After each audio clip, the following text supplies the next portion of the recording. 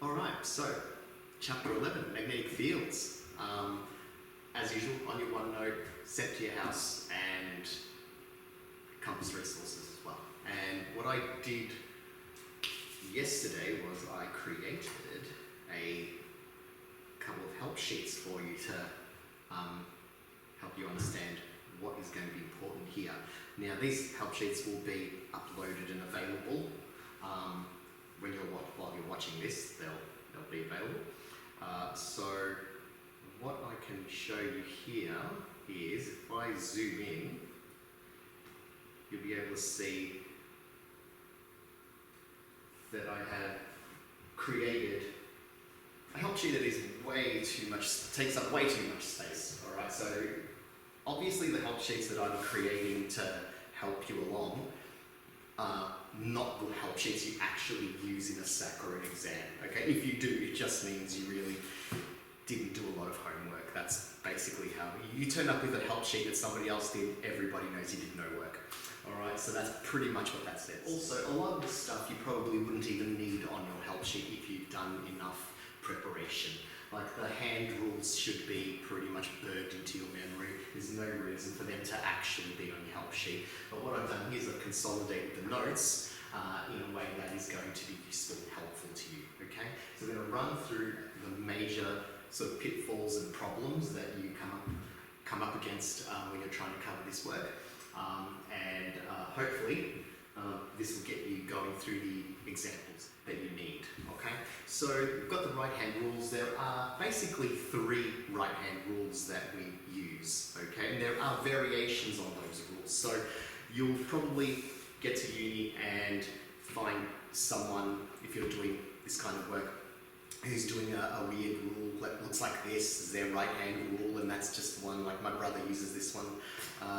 I traditionally learnt to use the right-hand rule when it comes to working out the force on a current-carrying conductor, and that's the one. So what I'll do is I choose one rule to show you for each application, and that's the one that I stick to, because if I start showing you all of the different rules available, there's the potential for mixing them up and not doing the right thing. So just keep it nice and simple, all right? So the very, very first one is your right-hand grip rule, okay? So you take a wire, and this rule applies only to a single conductor. So if you have a piece of wire,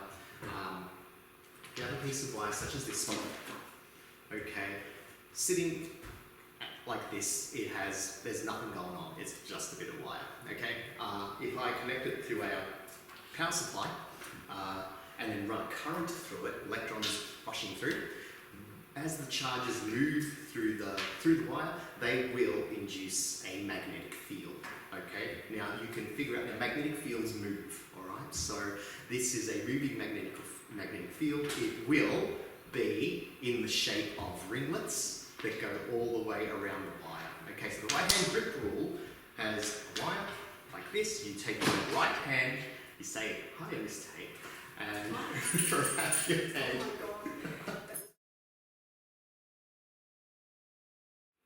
Holding the wire like that. If the current is moving from the bottom to the top and you wrap your right hand around the wire, your grip runs in the direction that the magnetic field runs, okay? Now, you have to be really careful with this idea, because the way it's drawn is always very simplified.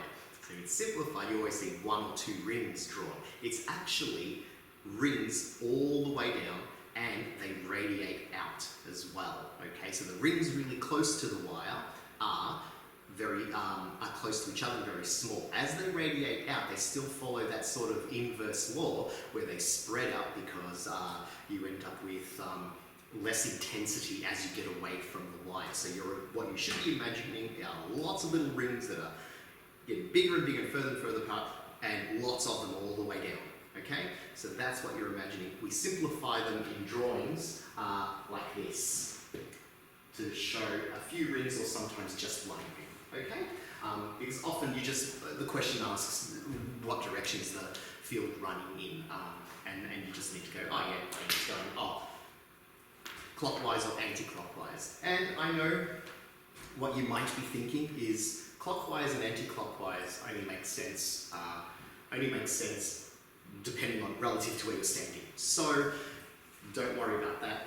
If that is a question, if that is something that needs to be answered in a SAC or an exam, then you'll be asked, as viewed from a particular location, which way is the field running? And therefore, you take your hand, wrap it around the wire, go, oh, okay, so if I am viewing from above, and the current is moving up, the conventional current is moving, I'll have to talk about that, is moving up through the wire, and as viewed from below, what I always do, just not to sort of fool myself, I look at any kind of clock in the room, like the one that's just up there, and go, oh, okay, yeah, this field is running anti-clockwise, and that will be the answer. If you flip the current in the other direction, then your thumb has to follow the current, your hand wraps around the wire, so thumb in the direction of the current, bam, and now as viewed from above, it's clockwise, okay? So really easy to not get sort of muddled up and not be able to answer very simple questions, okay? So that's right-hand grip rule, okay? I had to give them their own sort of names here. Right-hand grip rule. So I will, if I'm saying that that's the rule I'm using, I will say the right-hand grip rule, okay? Every time. Or if I'm writing it down, I will write the right-hand grip rule. That way you know that I'm not talking about one of the other two rules. Okay, another rule, the right-hand rule, okay? So this is the right-hand rule. This is specifically designed to give you, this is a rule that gives you the force acting on a current carrying conductor, okay? So, say that again just in case you've already tuned me out.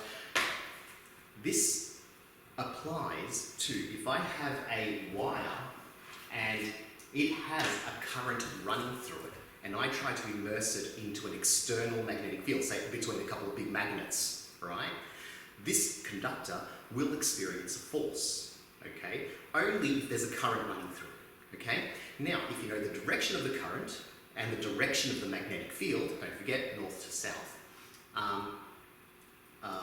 then you will be able to figure out in what direction does the is the force on that conductor going to be, okay? That is the right-hand rule. Now, for example, if I have, actually, you will see examples in the completion of questions that I'll go through anyway, okay? So this will illustrate it much more clearly when you see it actually applied. If you were in class when I did my demonstration of the aluminium ribbon running through.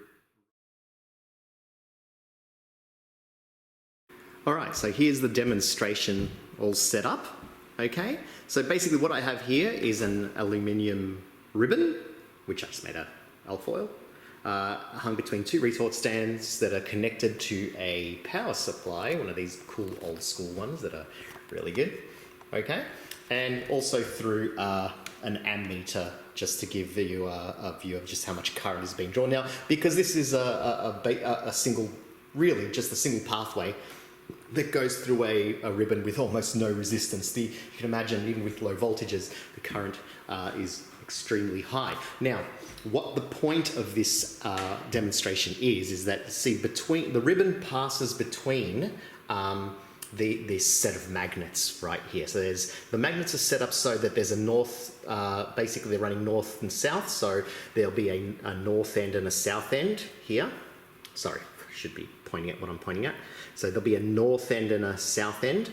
So there'll be a field that is running through, much like, so the field will look like that.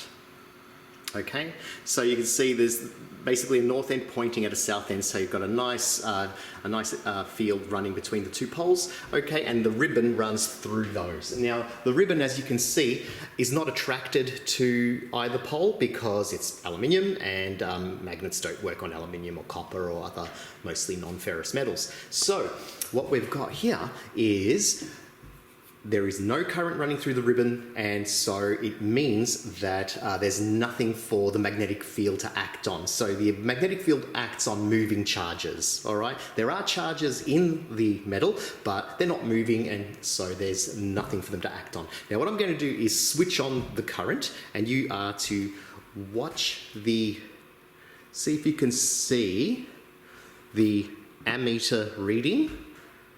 So you'll see the ammeter reading there, hopefully. That's clear as I switch this on for a sec and you watch how the ribbon acts. Notice the ribbon is pushed up. Okay, it's pushed up because electrons are running through there, and as they run through the magnetic field, they are acted on by the magnetic field, and hence they apply a force. Now you can predict in what direction the ribbon will move by using the right-hand rule. Okay, so you can see that if the ribbon has gone up, and I want to apply my right-hand rule. Okay, now what the right-hand rule says is that my thumb runs in the direction of conventional current. Again, said that really, that's very important. Runs in the direction of conventional current. So conventional current runs from positive to negative, okay? Your fingers run in the direction of the magnetic field, okay? So the force comes out of your palm. All right, so in other words, it'll move in the direction that your palm is facing, okay, if you've lined up the other two elements correctly, okay? So if this ribbon is moving up, as we can see, it means there's a force coming this way, okay?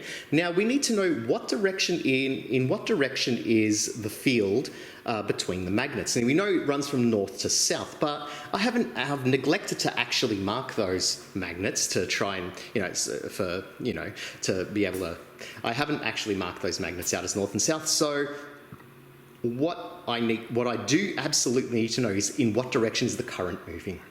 So if I go over to my power supply here, I've got it set on DC, so all of the electrons are moving through, or the current is moving through the wires all in the same direction. It's not oscillating, changing direction.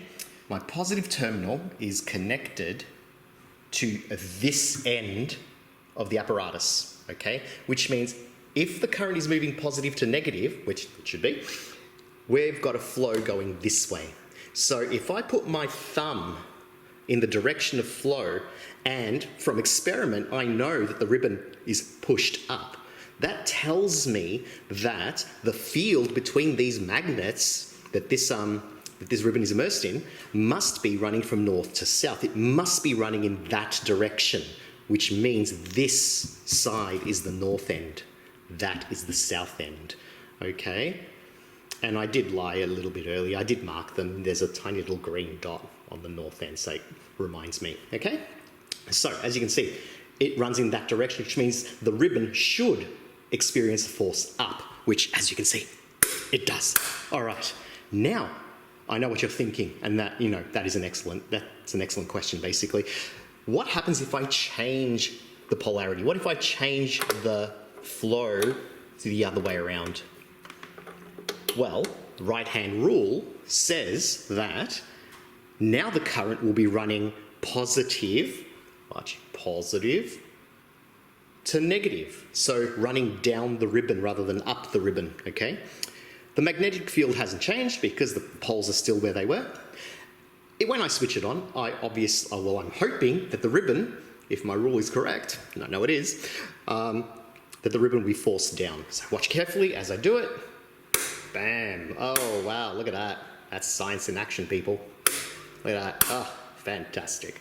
All right, so that is the right-hand rule in a nutshell. The right-hand rule is used specifically to determine the force on a current-carrying conductor that has been immersed inside an external magnetic field. Okay, those details are pretty important. Right-hand rule will come into its own actually in the study in one of the chapters in the next study, which becomes very important when we're discussing and working on electric motors. Obviously, the force on a conductor, current-carrying conductor, is applied in that scientific principle is applied in the construction of motors and things like that. So that's where the idea was most useful. Okay, moving on. Okay, this here is the north binding rule. Okay, again, call them what they are. Don't just go right-hand rule blatantly as apply to any rule using your right hand, because they're all in your right hand and they're all different, okay? So what you need to do here, you've got your north finding rule, and that's what I call it to make it less confusing. Basically what you're looking at here is a solenoid, okay? There are two images of a solenoid on your help sheet, on this page of your help sheet. There's one here and there's one here. This one is there to show you what direction, how you determine the north pole of a solenoid is, how to find the north pole of a solenoid.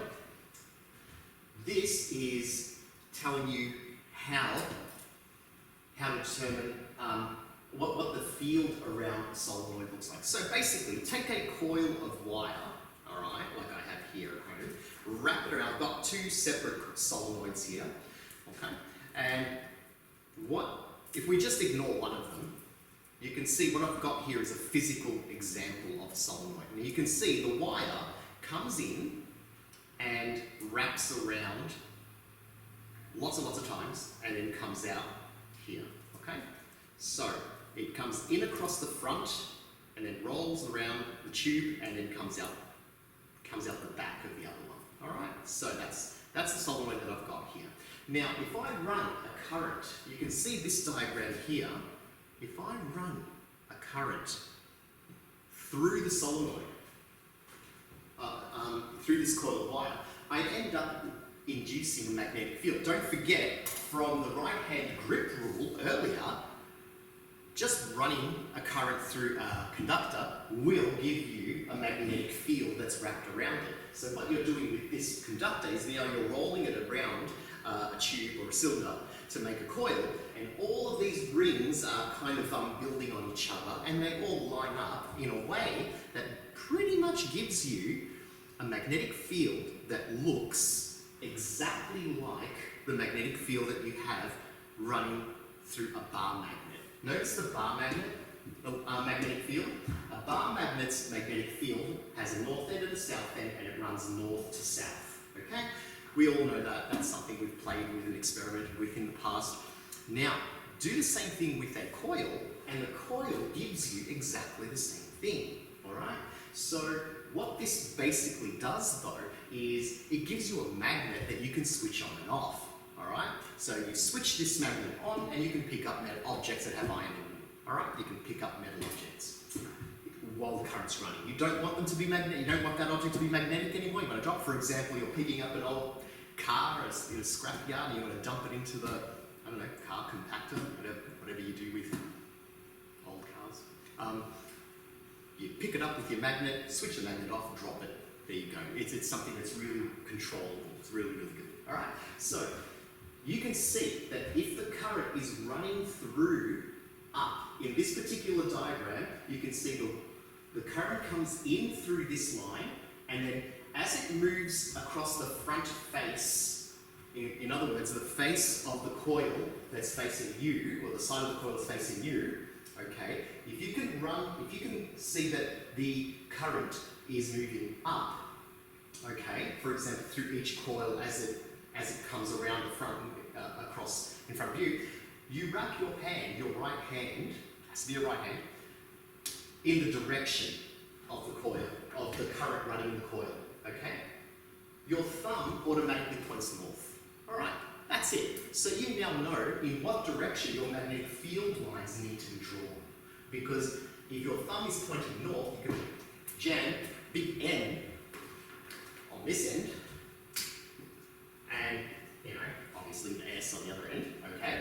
And now you know every field line you draw has to do this, okay? It goes north to south, all right? Just keep in mind, at the risk of confusing people, that look at the field inside the coil. If you look at the field inside the coil, you can see it's kind of running south to north, but that is only true for the area inside the coil, okay? When you're drawing the magnetic field on the outside of the coil and on the outside of the bar magnet, all right, the curved lines of the field are always running north back to south, okay? Always.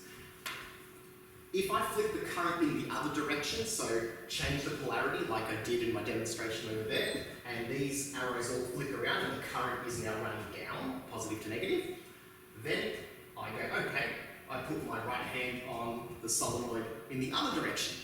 Now my thumb points north, other way, okay? So yeah, change the direction of the current, you change the direction, or you change the end at which north appears, all right?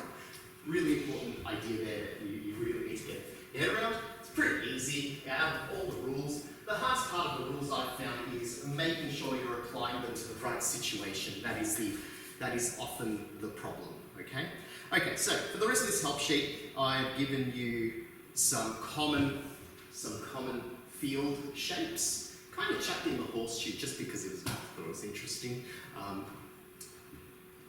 Field lines never cross, okay? Field lines that are moving in the same direction tend to repel each other. That's actually quite important for an example later on.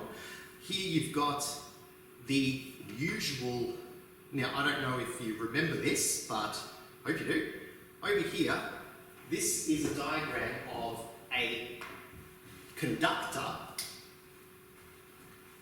as though a piece of wire that you are looking at, like down its end like that. Okay, that's what you're looking at in this situation. All right, for both of these diagrams, you're looking at the wire end on. All right. Now, if you see a dot, it means that the current is coming out towards you. So you would use your right hand grip rule in this situation. Okay, like this. All right. Thumb toward you, knowing that the field is moving in an anti-clockwise direction. Yes, I did just look at the clock again. All right. Over here, you see a little X in there? All right.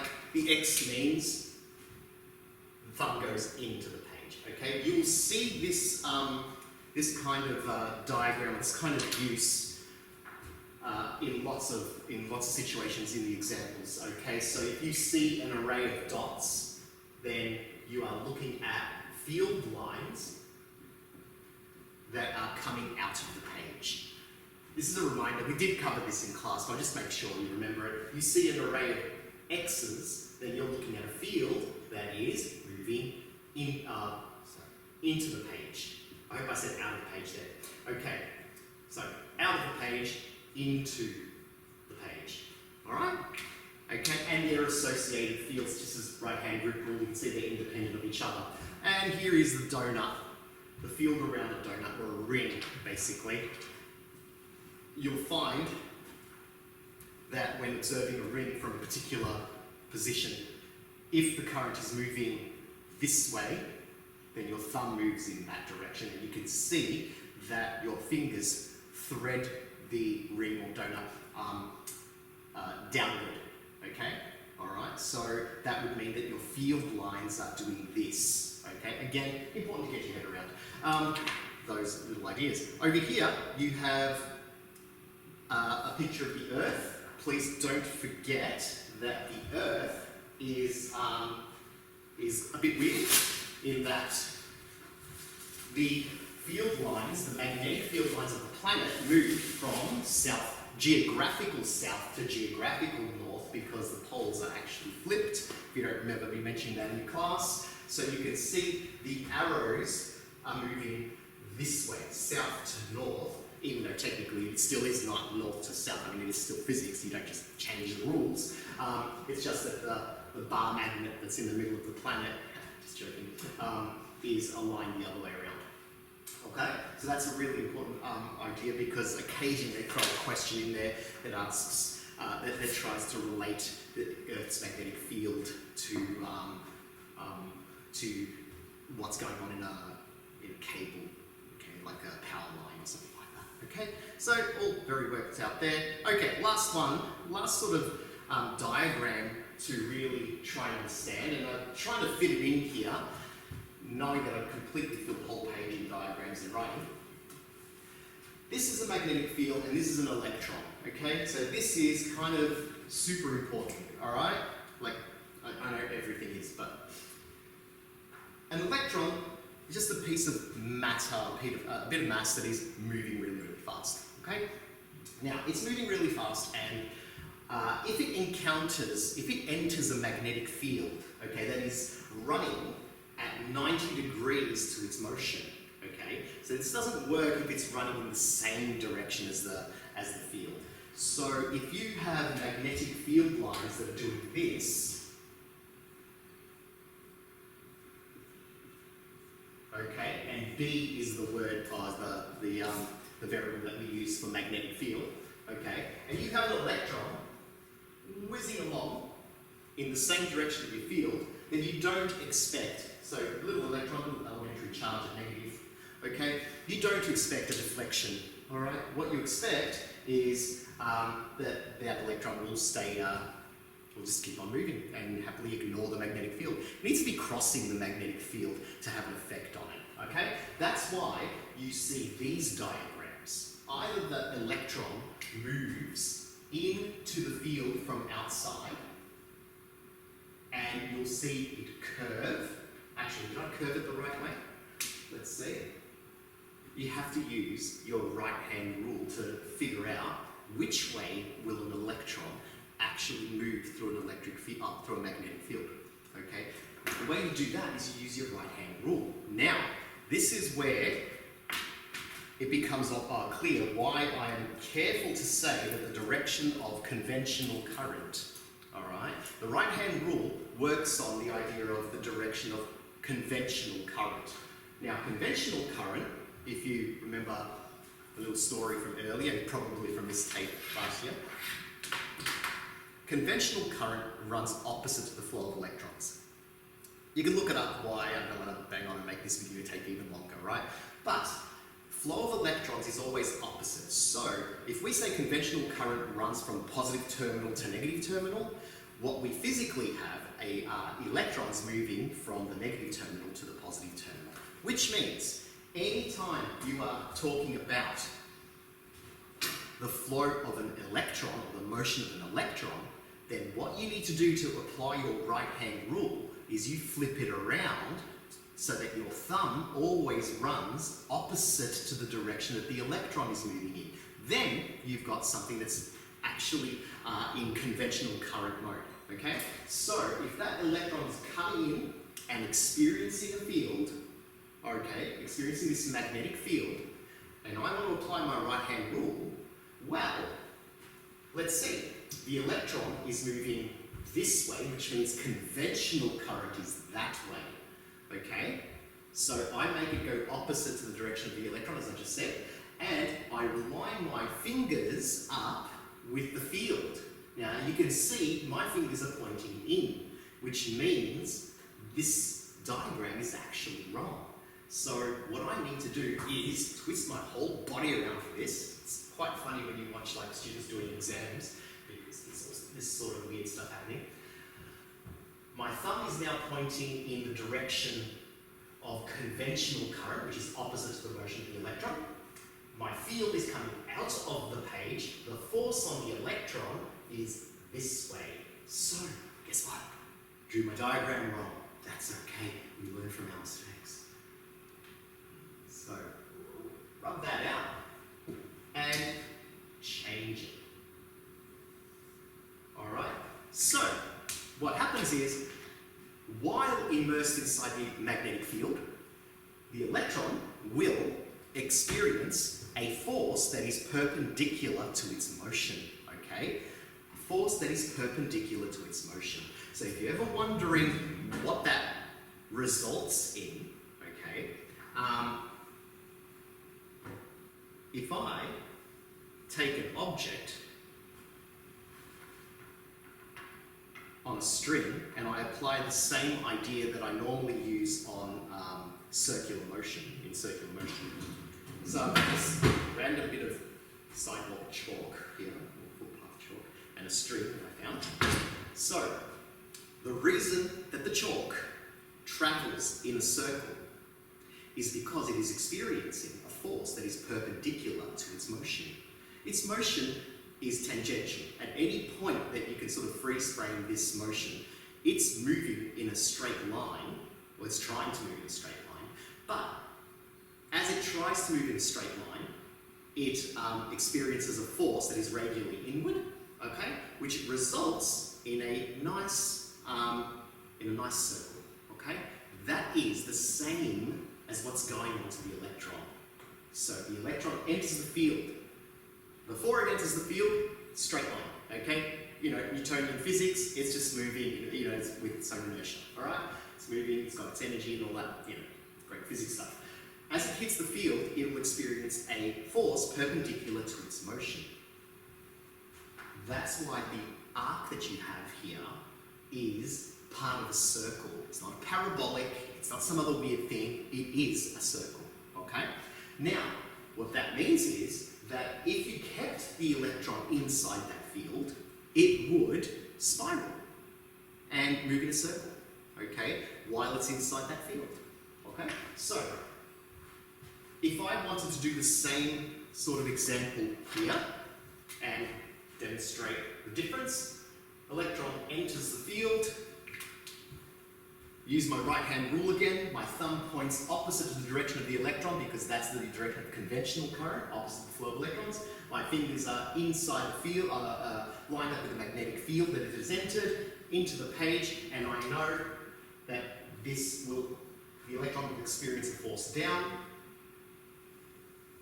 nice little arc until it leaves the field. Alright? That is super important, okay? You do need to make the distinction between conventional current and electron flow. You have to make sure that you don't accidentally ignore the point where you need to flip around your thumb and point the other way, or else you always end up with the wrong answer. Nobody wants that. Alright, so that was the first page of the help sheet. The second page of the help sheet haven't rotated yet. Okay, the second page of the help sheet, what I did was I went through and did a bunch of questions that you'll see in a minute. Did a bunch of questions and tried to pull out every little thing that happened to be useful to me in answering those questions, okay? So what I did was I started getting all of the all of the important information that was sort of peppered through the questions. Okay, things like terms that you should have learnt about, but who knows, you probably did and forgot. I know that you can ask any adult walking around that doesn't teach science what is inside, you know, what's inside an atom and what are the charges of different particles, and hardly anyone actually knows yet. They learnt it probably for at least 4 years in a row while they were in school, all right? And so you can be forgiven for forgetting some little thing that you learnt once last year, okay? Over here, we have the beta particle. The beta particle is a fast-moving electron. If you don't remember from nuclear physics, it is a particle that is associated with a nuclear reaction, so it's a particle that emanates from a nucleus, okay? That's why it comes out with a lot of energy, and can come out as one of two versions. A beta particle is often known as a fast-moving electron or a fast-moving positron. Positron is exactly the same as an electron in all of its attributes, except that it carries an equal charge to the electron, but positive rather than negative. All right. So, if you see any reference to a beta particle, they have to tell you whether it's a positive or a negative. You know, is it a positron or an electron? Okay, you know that it is 9.11 by 10 to the negative 31 kilograms because that's a standard mass. All right, okay, and their attributes are exactly the same except their charge. One's positive, one's negative. Proton, just for completeness, and I did include the proton on the last help sheet as well. It's positively charged. It is massive compared to the electron. It has the equal charge to an electron, except it's positive. It's exactly the same as a positron, the same charge. The mass makes no difference to how much charge you carry. And the mass of it is 1.67 by 10 to the negative 27 kilograms, okay, so another standard value. Alpha particle, okay, an alpha particle is really just, it gets its own name because, again, we get them from nuclear reactions, okay, so an alpha particle typically is ejected from some kind of nuclear decay. It comes from the nucleus of a bigger atom. All right, so that's why it kind of gets its own name. It's kind of funky, and it comes out without any electrons as well. Okay, so often referred to as a helium nuclei. You can't see my little periodic table; it's just off to the side here. I'm just pointing at helium. All right. So it is the same as the nuclei of a helium atom, 2 protons, 2 neutrons, so it has 4 times the mass of a proton, but it has only twice the charge because obviously 2 of those masses in there are neutrons and they don't actually carry a charge. So that's why I've put all of that information there just to remind you if all of a sudden someone rips in with an alpha particle or proton question or beta particle question, you know exactly what's in them. Alright, okay. Next, on the help sheet, I try to list all of the variables used. Again, velocity, okay, because the force experienced by a charged particle moving through a magnetic field is related to how fast it's going. Okay, so velocity features quite a bit in this work. Alright, radius, current, time, voltage, magnetic fields. Magnetic fields have the variable B and they're measured in Teslas, okay, or Tesla. Tesla is not really a standard unit. It's the equivalent of a proper unit, which is much messier, and so it's been abbreviated to Tesla, just like force is abbreviated to newtons. All right. Okay, the only other variable here that is important, N, number of turns. It doesn't have a unit because it's just the number of something. So for example, how many turns are there in this loop? Okay, you have to count them, 1, 2, 3, 4, 5, 6, 7, lots, alright? Okay, so there is one other little confusing thing because you've just come out of doing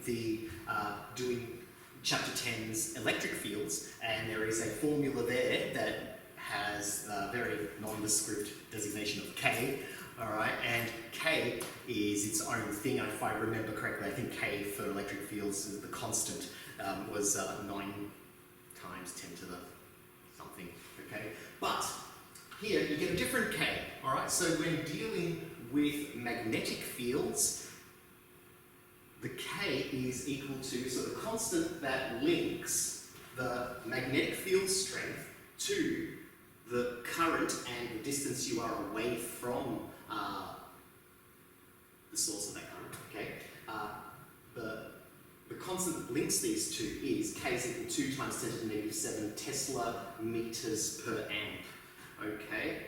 Alright, so really important that you don't mix up the 2 Ks, alright? And that if you're doing electric fields and you're using that particular formula, that you use the appropriate K for that. Alright, then over here are all the formulas. Now, some of these are derivations and mashups of other formulas. They're just there to remind you that they are all useful when it comes to doing some of these questions. Alright, so you can see this one comes straight out of circular motion, okay? These were this wasn't, but electric fields were represented in this as well. Yeah. Probably the most useful formula that you end up using here is the Nibble formula. Okay, so you can see F equals NIBL. Alright? Force, number of turns or number of lengths of wire that are inside the field. The current, the magnetic field strength, Tesla. L, the length of wire that is actually exposed to the field. Alright? NIBL. So F equals nil gives you how much force a piece of wire inside. Piece of wire, you can't see my demo anymore. Okay, a piece of wire inside a magnetic field will experience how much force. All right. Again, I've been very, very careful to draw a very obviously small v for velocity and a very big V for voltage to try and keep those separated because they do both feature inside in this unit. Alright, so that is it for that. If we now quickly run through the notes, as you can see, the notes pretty much cover everything that I've said. Alright, I even stole most of the images and diagrams out of them. There's nothing in here. Okay. An important little distinction that I haven't covered yet. Two current carrying conductors.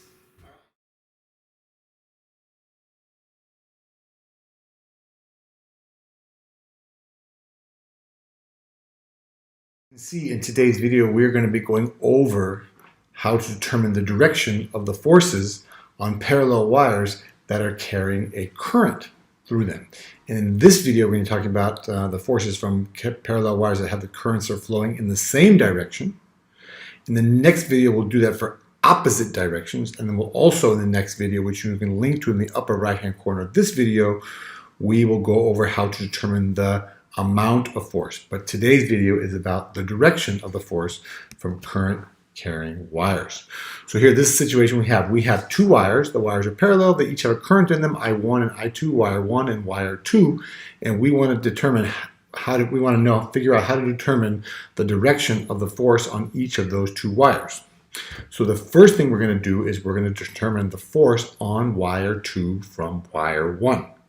Well, wire 2 has a current in it, and wire 2 is also inside the magnetic field from wire number 1, because we know that when we have a current carrying wire, it produces a magnetic field around it that is around it in concentric circles. So for wire number 1, we can use our right hand rule where we take our thumb, point it in the direction of the current, grab our fingers into the screen and wrap them around that wire. And you can see that the magnetic field, if you were to look from the top, would be flowing in the counterclockwise direction, which we can draw like that. So this is wire number 1, and this is the magnetic field from wire number 1. And you can see that wire number 2 is inside of the magnetic field from wire number 1, so it's going to feel a force. Okay, now we can see that on the left-hand side of wire number 1, the magnetic field is flowing out of the page. On the right-hand side of wire number 1, its magnetic field is flowing into the page. Now we can designate that with our point and our X out of the page into the page. That means that we can then replace, because it's a little hard to draw these concentric circles, we can replace those concentric circles with our X's and our points to designate that once again, on this side the magnetic field is out, and on this side the magnetic field is into the page. Okay, and that is the magnetic field from wire number 1, and that means that wire number 2 is inside the magnetic field from wire number 1, and that means that wire number 2 is going to feel a force because it's carrying a current, and a wire that's carrying a current and the wire is in a magnetic field, then it will feel a force from that magnetic field. Okay, so how do we determine the direction of the force on 2 from this magnetic field, which happens to be from wire number 1? Well, once again, we take our right hand, we're going to use right hand rule, we point our thumb in the direction of the flow of the current, we're going to point our fingers in the direction of the magnetic field, which is into the page, and then the palm of our hand is going to point in the direction of the force, and that is to the left. If I go like this, that's to my left, and that means that the force on 2 from the magnetic field of 1 is to the left, and we can just draw like that, force 2, 1. Now we can do the exact same or the same thing for determining the force on 1 from 2. That's what this designation means, force on 1 from 2. We can do the same thing. We know that wire 2 is producing a magnetic field. On the left-hand side, it's out of the page. On the right-hand side, it's into the page. We use our point and our X like that. We can replace those circles, and we can see that wire number 1, which has a current flowing through it, is now inside the magnetic field from wire number 2. That means that wire number 1, which has a current flowing through it, is going to feel a force from the magnetic field from wire number 2. And we use our right-hand rule the same way we did to determine the force on 1 from 2. So now, once again, we're going to point our thumb in the direction of the current, which is up. We're going to point our fingers in the direction of the magnetic field, except they're not into the page. The magnetic field is coming out of the page, so I kind of have to reach around like this. And you can see now my palm is pointing to the right. This is to my right, and that means that the force on wire number 2 from the magnetic field produced by the force on wire number 1 from the magnetic field that is produced by wire number 2 is going to be to the right. And now we can redraw the force we figured out earlier for wire number 1, which was to the left, and you can see that those wires have forces that are kind of like a force of attraction between those two wires. The forces are kind of attracts one wire to the other wire. So the punchline kind of is, if you have currents that are in the same direction, then there'll kind of be a force of attraction between those two wires. If you have currents, which we'll see in the next video, if you have currents that are flowing in the opposite direction, then there's a force of repulsion between those two wires.